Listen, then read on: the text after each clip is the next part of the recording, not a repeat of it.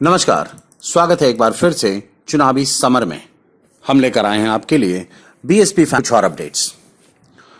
देश में कोरोना से मची तबाही के बीच राजनीतिक जानकारों का यह मानना है कि कोरोना की वजह से सबसे बड़ा नुकसान भाजपा को होने की उम्मीद है।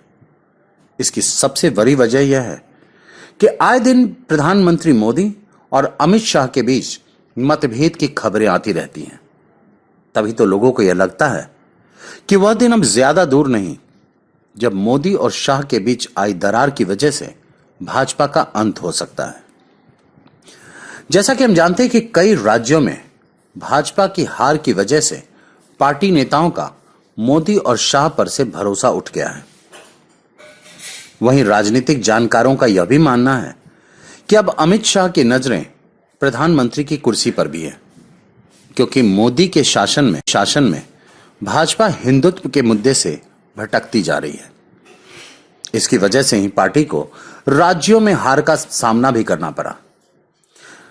दरअसल राजनीतिक जानकारों का मानना है कि देश में भाजपा का प्रभाव अब घटता जा रहा है और लोगों को शायद यह लग रहा है कि पार्टी के पास अपना कोई एजेंडा नहीं रहा।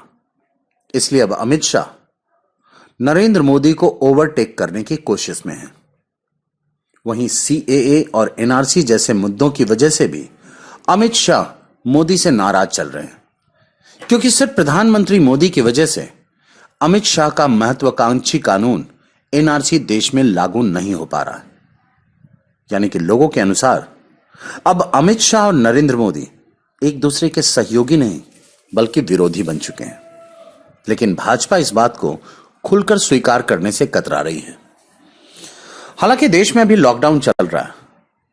ऐसे में जब तक कोरोना का कहर खत्म नहीं हो जाता तब तक भाजपा का बिखरना रुका रह सकता है।